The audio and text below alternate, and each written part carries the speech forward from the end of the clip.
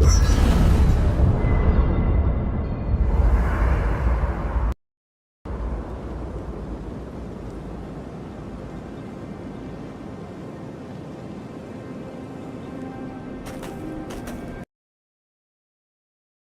must be nice to spend the night on dry land.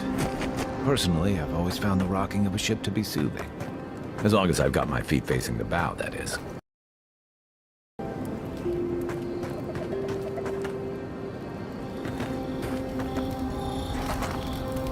You know, for most people, getting sent to the punishment. But, according to Cynric, you're the personal envoy of the Emperor of Adir himself. Quite a position.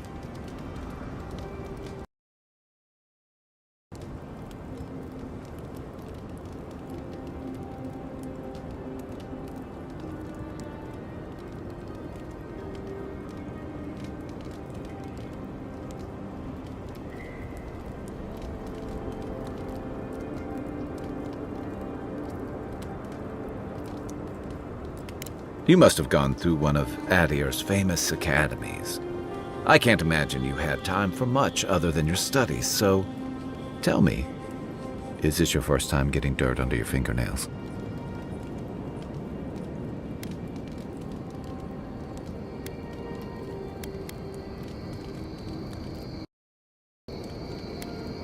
A word of advice, then. Practical application in the living lands usually involves a dagger or bow. Have on hand. Don't ask. What I really want to know, since hard questions are your specialty, is why the Emperor would send his all the way to the living lands.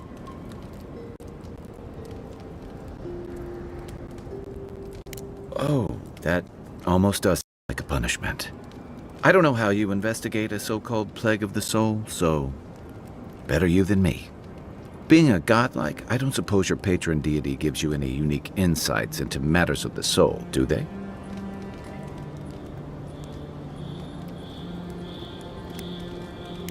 Sorry. It's a rare... These are strange times. I haven't met anyone who's really seen the Dream Scourge yet, but that hasn't stopped people from worrying about it. Refugees are flooding in from outlying regions. The guards are restricting access to the city. And people are making offerings. Everything from hangovers to indigestion, just in case.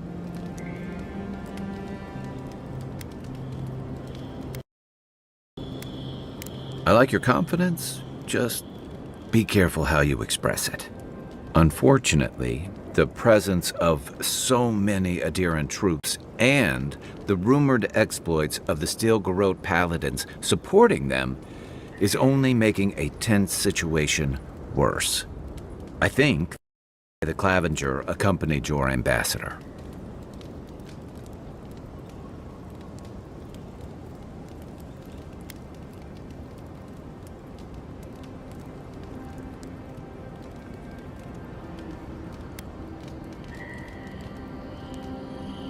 Exactly. I don't know how long that'll last. We're talking about an island that has been largely settled by nomads, exiles, and dissidents. Tend to be suspicious of authority. But what about you? What's your stake in things? Besides your orders, of course.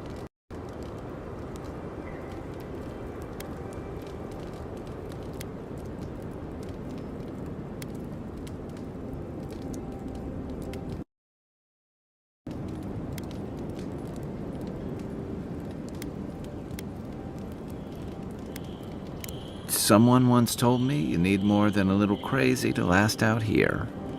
I get the feeling you'll fit right in.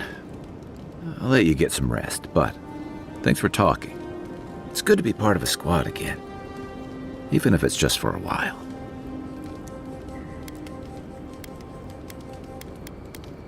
It's the gateway to the living lands, a scenic port city that's as beautiful and dangerous as the wilds around it. Most visitors enjoy some mariner's porridge at the Ballarrock, a back alley shakedown, and then the sudden return of that porridge out of one end or the other. Then, if they've got any sense, they turn around and take their chances back where they came from, with authentic tales of their adventures in the living lands.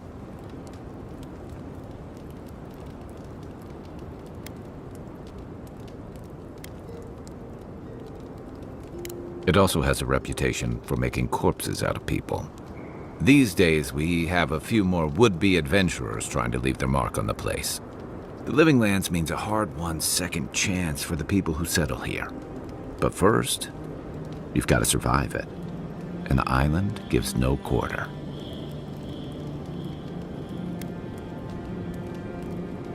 The folks who say that either last the longest or the shortest. For a lot of people, the living lands is a last resort. They come fleeing war, debt, famine, the law. Take your pick. For others, it's freedom. To seek glory, to redefine yourself, to live in a way you can't, maybe even on pain of death wherever you come from.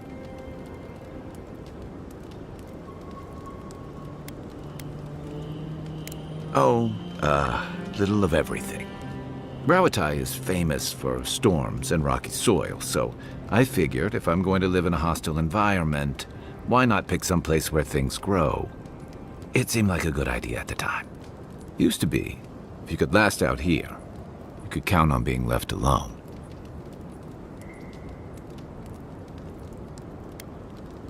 Dangers in the wilds is nothing new out here, but something about the Dreamscourge is. And if that weren't enough, a lot of people aren't too keen on Adir's presence and affiliations out here. Ilgard's new embassy and his alliance with the Steel Garrote smell like the authority and order that a lot of people came here to leave behind. But I don't mean to put that on you. I imagine you're tired of having to answer for every Adiran who sneezes into somebody's stew.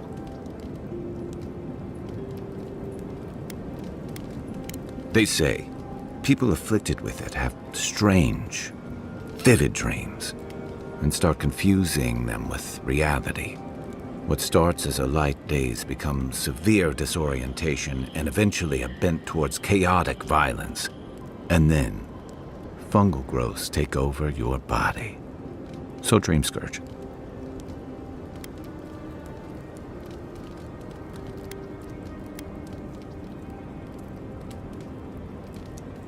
No, Dreamscourge is different. It spreads all over.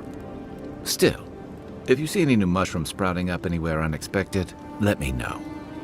Until then, look on the bright side. The living lands is filled with people and things that are likelier to kill you first. My favorite subject. That must have been 6 years ago now. I guess I was drifting, looking for a change. I was living in a settlement called Thirdborn. It's a rugged little place, lots of Rawatayan expatriates.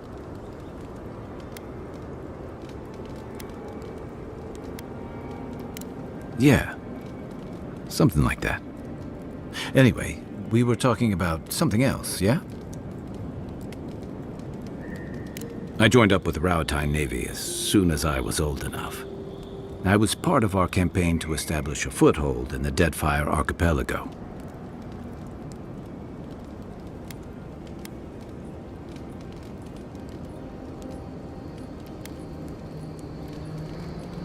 Part of a long-term effort to reclaim our ancestral homeland and feed Rawatai from Deadfire's fertile soil.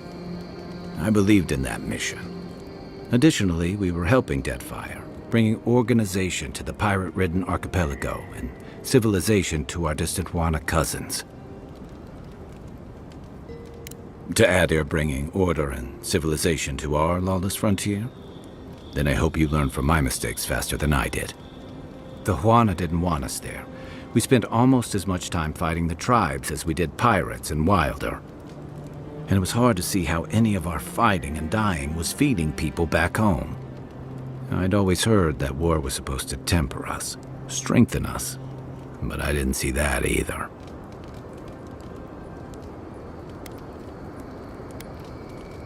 I deserted, and I bounced between different mercenary companies for almost 10 years.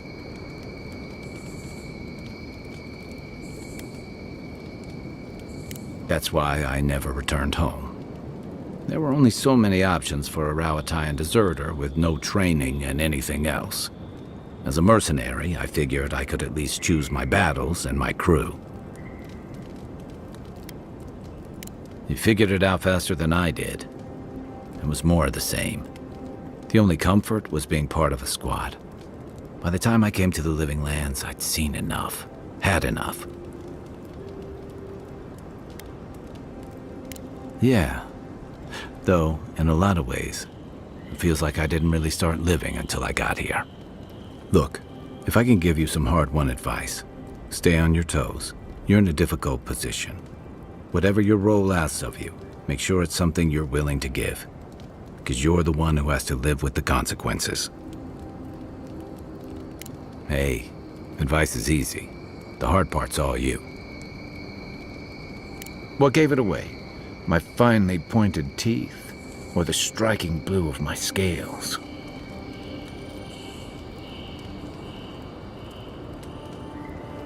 Fair enough. My people are known to roam. Rowatai's hardly a hospitable environment. Many of us end up settling elsewhere, or making a living on the go. That's where you get the popular image of the Amawa bodyguard or mercenary.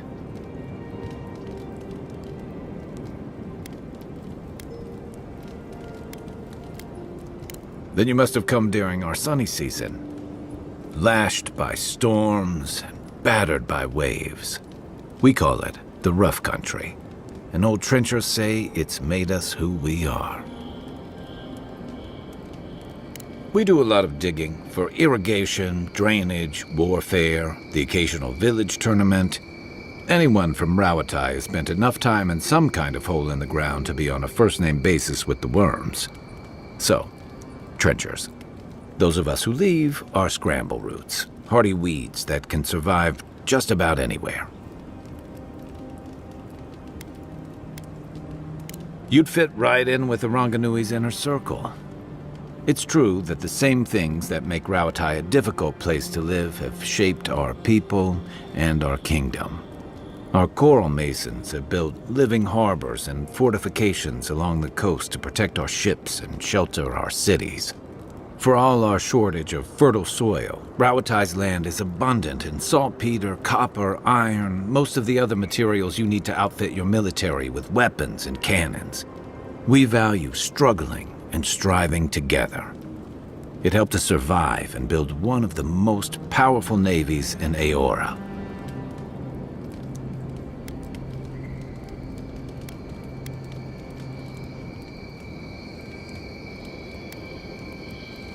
You're not wrong. Though, my countrymen would point out that we had to expand to find fertile land to feed our people. And the scattered kingdoms we've absorbed in the process have joined one of the most advanced nations in the world. And that's what I like about the Living Lands, where most civic concerns are about as nuanced as a wall of sharpened stakes. Until recently, anyway. What do you want to know? Should I break out the booze? I'll tell you what I can.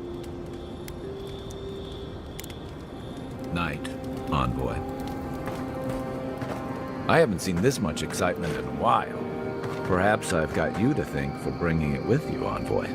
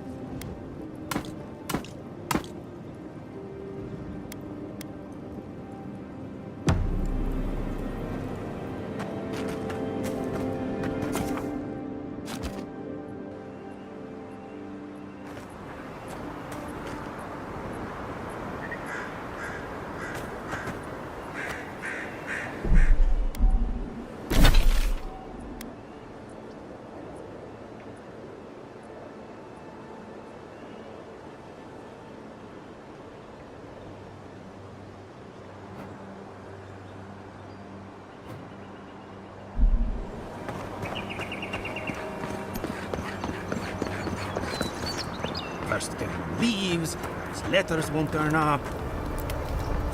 Que larde. I'd heard a godlike had come to Paradis. Oh, hey, Sansa. Comes on a little strong, that's all. He doesn't bite. But to meet you, what an honor. Who is your patron? Were you drawn to this place?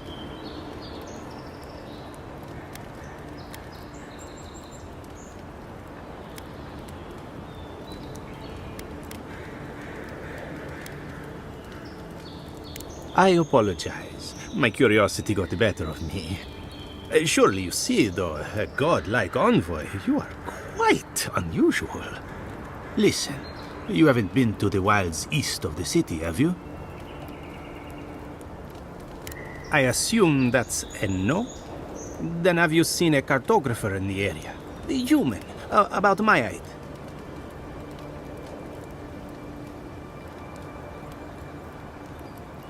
He must have gone farther than I thought.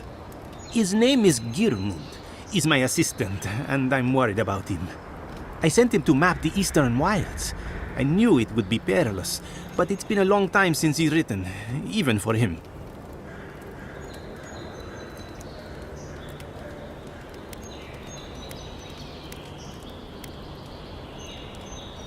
I'm not assuming the worst yet.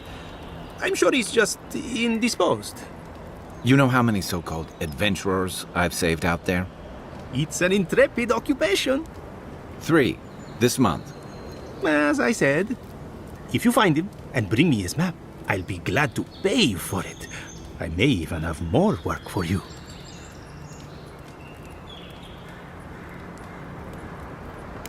When he last wrote, he was mapping the eastern ruins. Take the letter. It might help. If you find him, bring his work to my shop in Paradis Town. You're welcome anytime. I have quite the assortment of curios. Maybe you'll even buy one of my maps.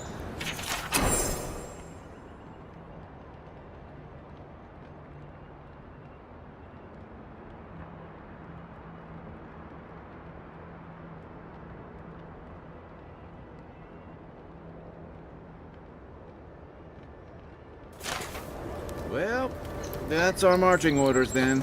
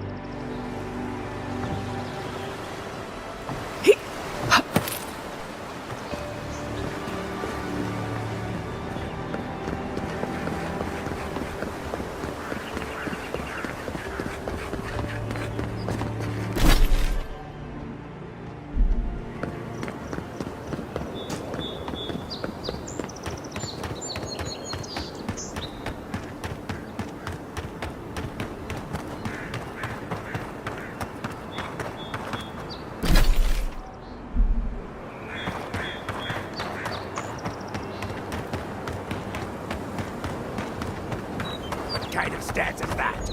Get serious or get lost.